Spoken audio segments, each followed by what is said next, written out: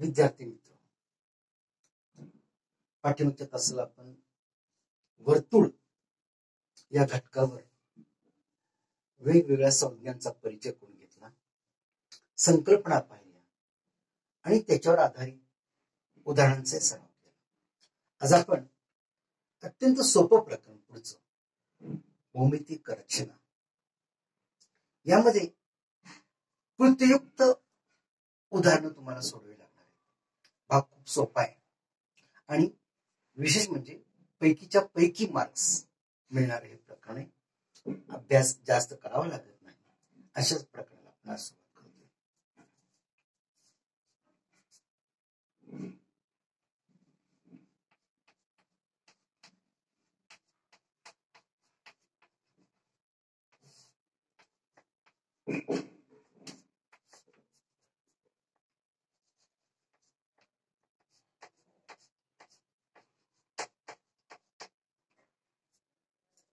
गणित भाग 2 मधील हा भाग आहे भौमितिक रचना.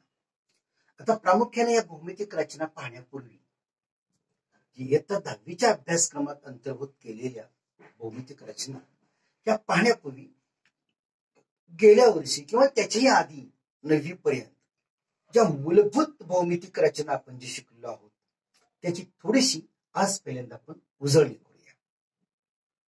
कोणकोणत्या रचना आहेत त्या सोप्या, खूप रचना सोप्या की दिलेल्या रेषाखंडाचा लंब दुभाजक काढणे किंवा दिलेल्या कोणाचा कोन दुभाजक काढणे, दिलेल्या मापाचा कोन काढणे, ह्या ज्या मूलभूत रचना आहेत या मूलभूत रचना जर आपल्याला आल्या तर इयत्ता 10वी मध्ये असणाऱ्या तुम्हाला भौमितिक रचना अगदी सहज सोडवता येतील. बघूया आपण रचना क्रमांक 1. काही मूलभूत रचना आपण पहिल्यांदा घेणार आहे.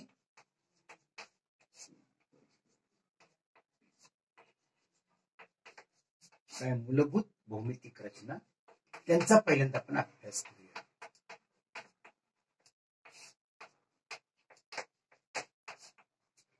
पहिली रचना की दिलेल्या रेषाखंडाचा लंब दुभाजक काढणे. रचनेचं नाव लिहून घ्या. दिलेल्या रेषाखंडाचा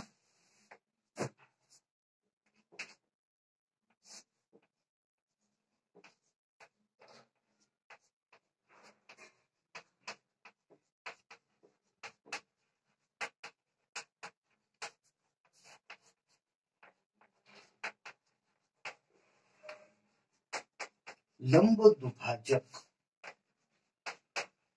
काढणे. म्हणजे तुम्हाला दिलेल्या लांबीचा रेषाखंड पहिल्यांदा काढता आला पाहिजे हे लक्षात घ्या. आता दिलेल्या लांबीचा रेषाखंड कसा काढायचा हे तुम्हाला माहित आहे. नेहमी समजा तुम्हाला सांगितलं की 6.5 सेंटीमीटर लांबीचा रेषाखंड काढा व तो दुभागा किंवा त्याचा लंब दुभाजक मिळवा. प्रश्न लिहून घ्या. यासाठी प्रश्न असा आहे, काय प्रश्न सांगितला मी? 6.5 सेंटीमीटर लांबीचा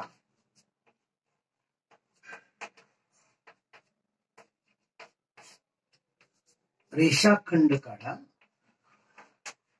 रेषाखंड त्याला नाव देऊया AB काढा व त्याचा लंब दुभाजक मिळवा.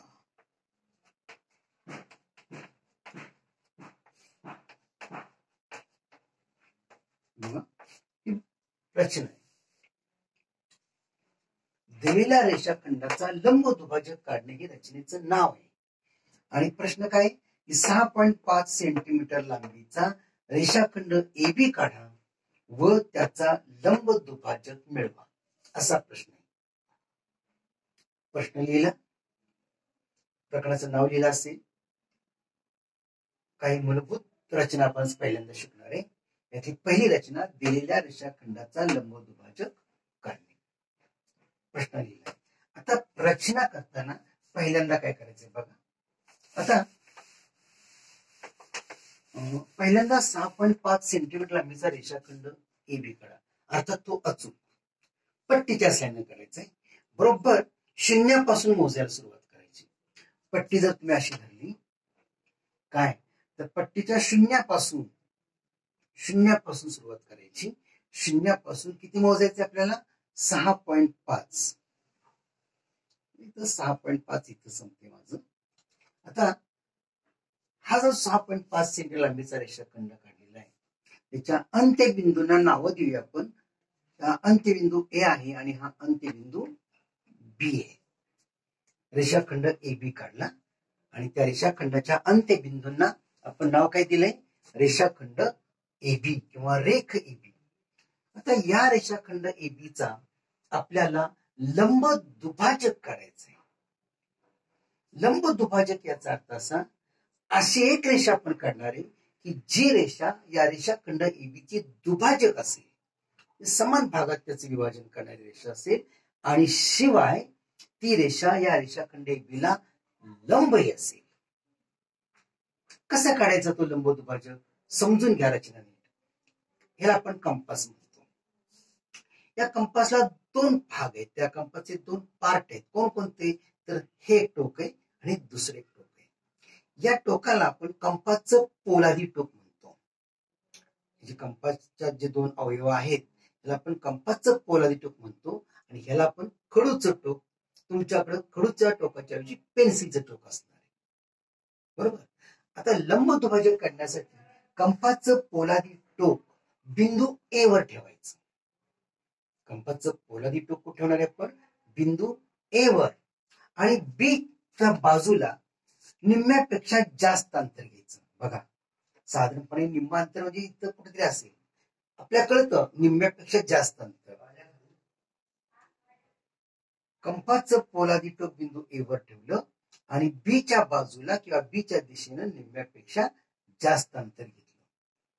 आता कंपासचं पोलादी टोक ए वर ठेवून बी च्या बाजूला निम्म्यापेक्षा जास्त अंतर घेऊन या रेषाखंड ए बी च्या वरच्या बाजूला एक कंस करा आणि खालच्या बाजूला सुद्धा एक कंस करा. कंपास उचललं. आता कंपासचं पोलादी टोक रेषाखंडाच्या अंत्यबिंदू बी वर ठेवा आणि वरच्या कंसाला आणि खालच्या कंसाला छेदणारे कंस करा. असा एक कंस केला वरच्या बाजूला आणि इथे कंस केला. सोपी रचना. आणि या दोन्ही कंसांचे जे छेदन बिंदू आहेत, हा एक छेदन बिंदू इथे आणि हा छेदन बिंदू इथे आहे. या दोन्ही कंसांच्या छेदन बिंदूतून जाणारी एक सरळ रेषा काढा. ही रेषा अशी असेल. ही रेषा आहे, लक्षात घ्या. म्हणून दोन्ही बाजूला बाण दाखवा आणि या रेषेला कुठल्या तरी दोन्ही बाजूला जे बाण दाखवले त्या बाणाच्या एका ठिकाणी आपण त्या रेषेला नाव देऊया रेषा एल. आता ही उभी रेषा एल या रेषाखंड ए बी ला ज्या बिंदूमध्ये छेदते त्या बिंदूला आपण नाव देऊया बिंदू एम. काय नाव दिलं?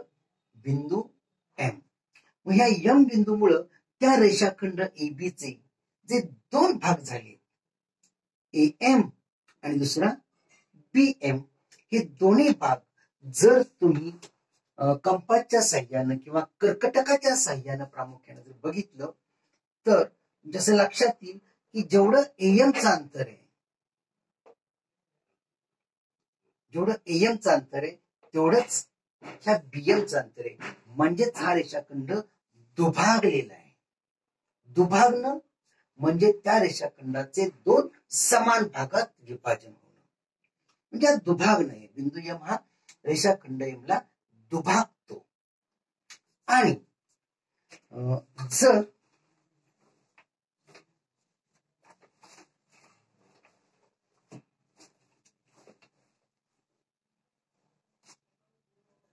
बिंदू एम जवळ हा जो कोन तयार झालेला आहे, ह्या कोणाचं माप जर तुम्ही पाहिलं हे बरोबर 90 अंश असेल. म्हणजे रेषा एल या रेषाखंड ए बी ला लंब आहे. म्हणजे हा कोन काटकोन आहे आणि बिंदू एम हा रेषाखंड ए बी ला दुभागतोय. म्हणून रेषा एल ला आपण रेषाखंड ए बी चा लंब दुभाजक असं आपण म्हणतो. रेषा एल ही रेषाखंड एबीचा लंब दुभाजक रेषा आहे. आणि म्हणून या ठिकाणी आपण लंबाची खूण करतो. लंब आहे आणि एम ए हे अंतर आणि एम बी हे अंतर, हे दोन्ही अंतर समान आहेत. म्हणून आपण या पद्धतीनं समानतेच्या खुणा किंवा एकरूपतेच्या खुणा करूया.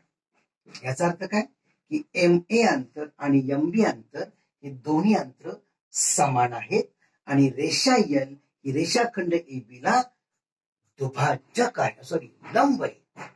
म्हणून रेषा एल ही रेषाखंड एबीची लंब दुभाजक रेषा आहे. तुम्ही रेषा एल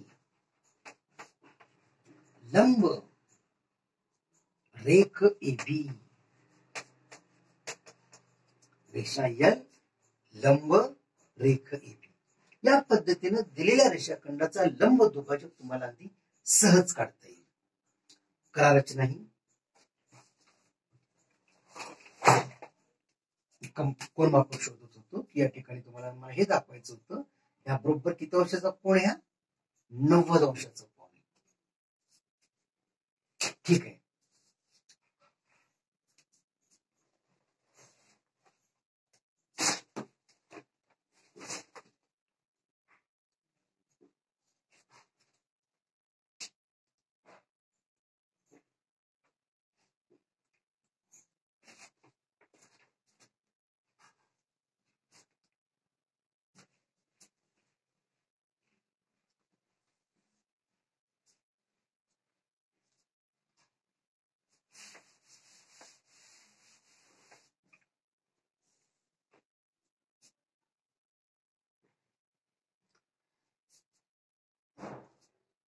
आपण आणखी एक रचना घेऊया की एक रेषाखंड दिलेला आहे किंवा एक रेषा दिलेली आहे आणि रेषेच्या बाहेरच्या बिंदूतून त्या रेषेला लंब काढायचा आहे. बघा, रेषेच्या बाहेरच्या बिंदूतून त्या रेषेला लंब काढायचा आहे. रचनेचं नाव काय? रचना क्रमांक 2. ह्या मूलभूत रचना आहेत, लक्षात घ्या. रचना क्रमांक 2 काय? दिलेल्या रेषेच्या बाहेरील,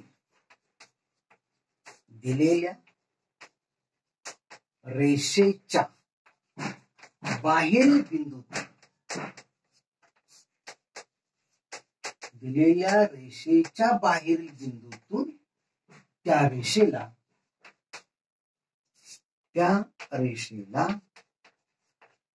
लंब काढणे. रचनेचं नाव काय? दिलेल्या रेषेच्या बाहेरील बिंदूतून त्या रेषेला लंब काढणे. त्यासाठी प्रश्न असा आपण लिहून घेऊया. रेषा एल काढा, रेषा एल काढा व रेषेच्या बाहेरील, रेषेच्या बाहेरील बिंदू एम मधून, बिंदू एम मधून त्या रेषेला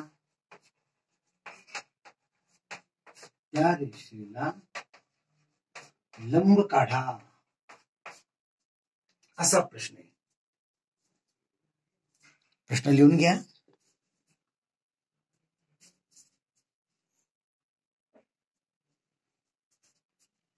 कशी रचना करता येईल बघा. काय करायचं? रेषा एल काढली, एक रेषा आहे.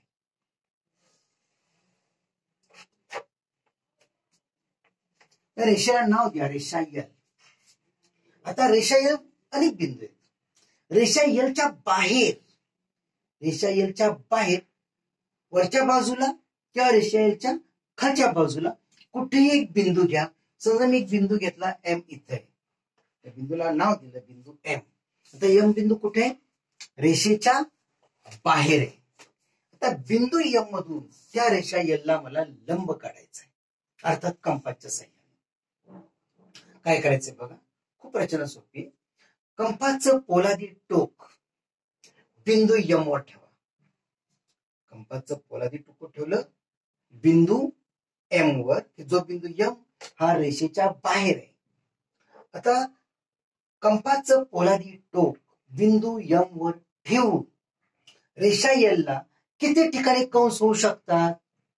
तर 2 ठिकाणी कंस होऊ शकतात. इथं कंस करून घेऊया आपण. इथे कंस होईल आणि इथे कंस होईल. बरोबर.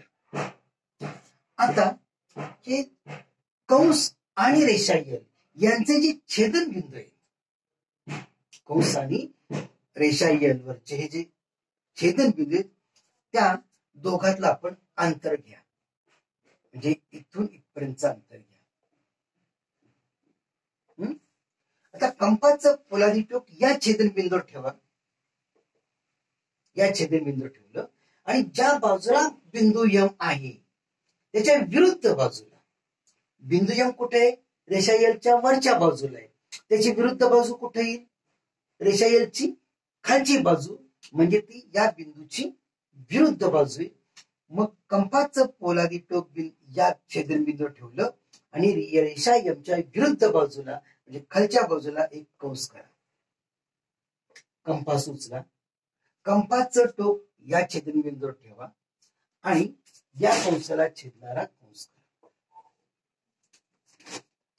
आणि दोन्ही कंसांचे छेदन बिंदू आणि बिंदू यम यातून जाणारी एक सरळ रेषा काढा.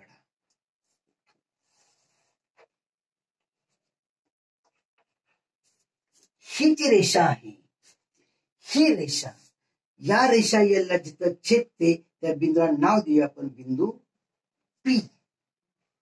आणि मग या पी बिंदू जवळ तयार झालेला हा जो कोण आहे हा जर तुम्ही कंपासच्या सहाय्याने मोजला, तंतोतंत मोजला तर तुमच्या लक्षात येईल हा बरोबर 90 अंशाचा आहे.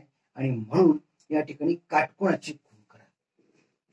जी उभी रेषा जी काढलेली आहे या रेषेला नाव देऊ आपण, समजा स्मॉल एम दिलं तर उभी रेषा यम या आडव्या रेषा एल ला लंब आहे. म्हणजेच काही सांगा, रेषा एम लंब रेषा एल. अशी सोपी रचना आहे की तिचं बिंदू यम कुठे? रेषेच्या बाहेर आहे. बिंदू यम हा रेषेच्या बाहेर आहे. या बिंदू यम मधून रेषा एल ला लंब कसा काढायचा?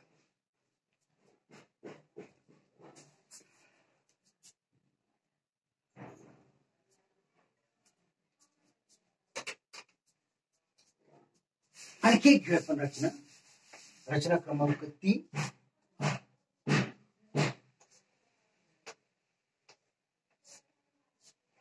दिलेल्या रेषेवरील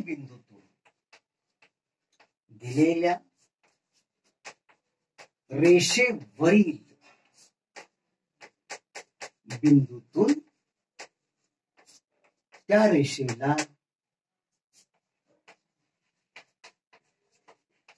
लंब काढणे. बघा आता बिंदू कुठे? रेषेवरील बिंदूतून. प्रश्न काय बघा आता, प्रश्न कसा असेल? रेषा एल काढा व रेषेवरील बिंदू पी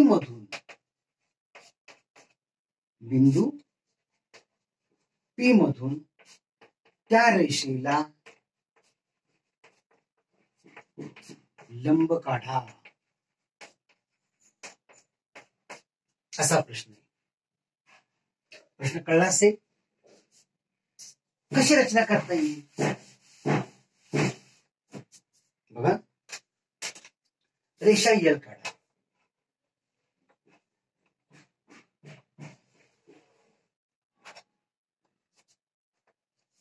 रेषेला नाव दिलं रेषा एल. आता रेषा एल वर कितीतरी बिंदू आहेत. त्यापैकी कुठला एक बिंदू घ्या. समजा मी इथं बिंदू घेतला, त्या बिंदूला नाव दिले बिंदू पी. आता पी बिंदू कुठे आहे? तर पी बिंदू हा रेषा एल वर आहे. आधीच्या आकृतीमध्ये पी बिंदू रेषेच्या बाहेर बिंदू होता. आता या आकृतीमध्ये काय आहे? बिंदू पी हा रेषेवर आहे. आता बिंदू पी मधून त्या रेषेला लंब काढायचा आहे. रचना खूप सोपी आहे. कंपाचं पोलादी टोक बिंदू पी वर ठेवा.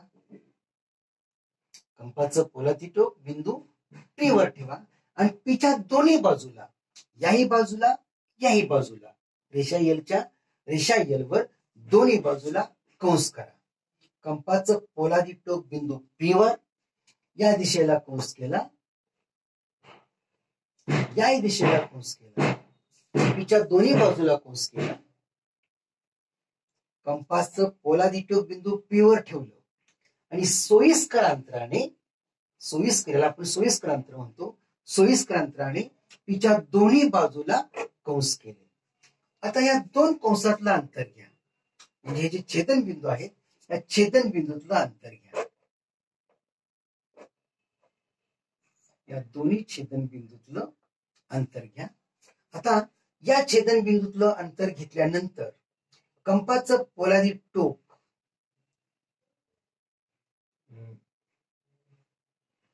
पीच्या दोन्ही बाजूला कंस करायचे.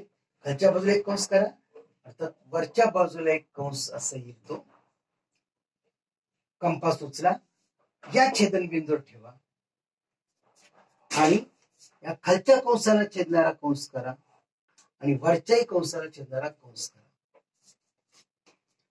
आणि या दोन्ही कंसांचे छेदन बिंदू आणि बिंदू पी यातून जाणारी सरळ रेषा काढा. त्या रेषेला नाव देऊया, समजा बिंदू रेषा एल एम.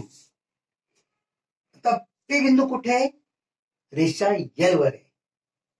आणि हा जो कोन जर तुम्ही मोजला तर हा किती भरते माहितीये? 90 अंश. त्या रेषेला नाव दिले आपण रेषा यम. म्हणजे या आकृतीमध्ये रेषा यम लंब रेषा एल, या रचनेमध्ये बिंदू पी कुठं होता? रेषेवर होता. अशा या रेषाखंडाच्या 3 रचना आज आपण शिकलो. पुढच्या तासाला आपण कोणाच्या रचना बघणार आहोत. या रचनांचा सराव करा म्हणजे आपला पुढचा भाग आणखी सोपा जाईल.